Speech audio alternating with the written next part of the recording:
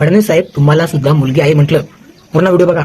जनता मायबाप जनता हात जोडून विनंती करतोय तुम्हाला, व्हिडिओ पूर्ण बघा, जास्तीत जास्त शेअर नक्की करा. फडणवीस साहेबांना मुलगी आहे असं यामुळे म्हटलं की मागच्या 5 ते 6 महिन्यांमध्ये ही तिसरी चौथी घटना असेल. यज्ञ असो, आर्या देशमुख असो, आणि आता सध्या नसरापूरमध्ये जी घटना झाली आहे तिथे असो, 3-3.5 वर्षाच्या मुलींवर अत्याचार झाले, त्याच्यानंतर त्यांना निर्दयीने मारण्यात आलं, त्यांचा खून करण्यात आला. ही तिसरी चौथी घटना आहे. अजून सुद्धा फडणवीस साहेबांचे बोल तुम्ही ऐकून घ्या की अजून सुद्धा ते म्हणतात की फास्ट ट्रॅक कोर्टामध्ये हा खटला ते चालवणार, वकील वगैरे काय पुरवणार ते पुरणार नाही.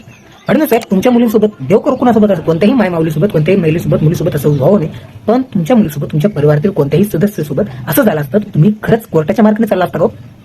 कोर्टाने संपूर्ण महाराष्ट्र बघतो किती कोर्टाच्या नियमांचे पालन केले जात आहेत. कोर्ट काय सांगतो, ठीक आहे, बाकीचं जाऊ दे, गेलं उडत. सध्या आपण मुद्द्यावर भटकत कामाने असल्या नाराज यामुळे वाटते की तुम्ही बसले आहात गृहमंत्री पदावर, तुम्ही बसलेत.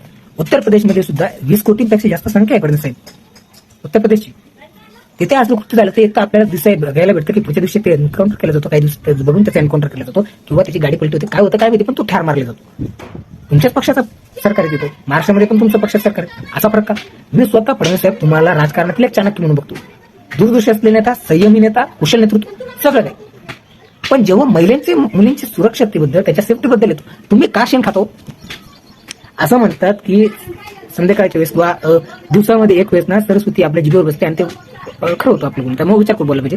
फडणवीस साहेब, तुमच्या मुलीसोबत जर असं झालं किंवा तुमच्या परिवारातील कोणत्याही सदस्यासोबत झालं, तुम्ही खरंच एवढं संयमतेने बोलणार आहात का? पत्रकार परिषदेसमोर बोलणार आहात का? मला माहित नाही तुमची मुलगी बातमी बघते की नाही, पण मला सांगा, जेव्हा तुम्ही घरी जाता, तुमची मुलगी जर बातम्या बघत असतील तर तुमची मुलगी जी आहे ते तुम्हाला विचारेल की बाबा पप्पा काय म्हणत असेल की तुम्ही या मुलींना न्याय का मिळवून देत नाही? तुम्ही तुमच्या मुलीच्या डोक्यावर हात तुम्ही सांगू शकता की तुम्ही त्या मुलींना, ज्या पीडित आहे, परिवार आहे, त्यांना न्याय मिळवून देणार आहात?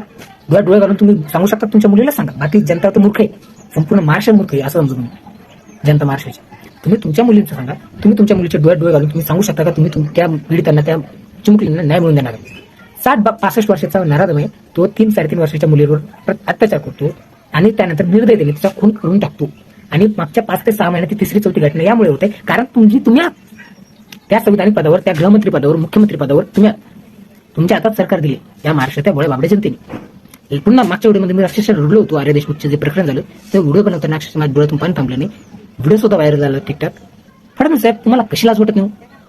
सगळं जाऊ द्या, तुम्ही मुख्यमंत्री आहात, तुम्ही गृहमंत्री आहात, सगळं. त्याआधी तुम्ही एका मुलीचे वडील आहात. किमान या गोष्टीच तरी बांधून तुम्ही काय बोलतात, काय निर्णय घेतात? खरं मला सांगा, तुमच्या हातामध्ये नाहीये की त्या नराधमाचा एन्काउंटर होईल? गुळीबाबडी जनता रस्त्यावर उतरली, ठीक आहे, आम्ही हेच करू शकतो, आंदोलन करू शकतो, रस्ते अडू शकतो, त्यानंतर आम्हाला लाट्या खायच्या, काट्या मारून आम्हाला हाकलून दिलं जातं, सगळं ठीक आहे. तुम्हाला तुमच्या मनातून वाटत नाही का फडणवीस साहेब, या असणाऱ्या दमांना काय शिक्षा दिली पाहिजे? पुन्हा एक सांगतो, श्रद्धा करायचं टाइम तुमच्यासारखे नेते असल्यापेक्षा तुम्ही मेलेले बरे तेव्हाही चांगलेच. फडणवीस साहेब, तुम्ही आणि तुमच्यासारखे नेते जे असे तुमच्या हातामध्ये जर काही पाऊस आहे, त्या नाराधमांचा तुम्ही एन्काउंटर करू शकता आणि त्या जनतेमध्ये सेट देऊ शकता, संदेश देऊ शकता. आई बहिणींच्या मुलींच्यावर वाईट नजर टाकली, त्यांच्यावर वाईट हात टाकायचा प्रयत्न केला, तुमचं सुद्धा हे चालेल. असले 2-3 एन्काउंटर जर बऱ्याच असतात जाळले ना फडणवीस साहेब, कायदा सुशासन बरोबर शासन येईल. जय श्रीराम, जय महाराष्ट्र, जय शिवराय, जय शंभूराजे, जय भाजपा. यासाठी आम्ही आणलो होतो भाजपा सरकार.